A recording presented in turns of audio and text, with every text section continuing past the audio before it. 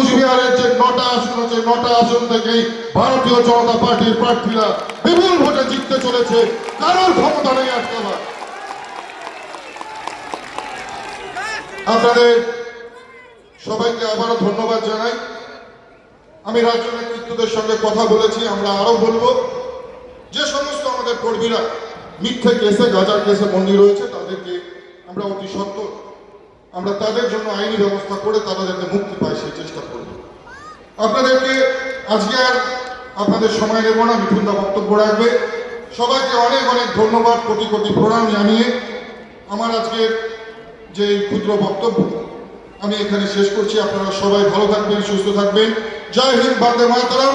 ভারত মাতা কি, ভারত মাতা কি, ভারত মাতা কি।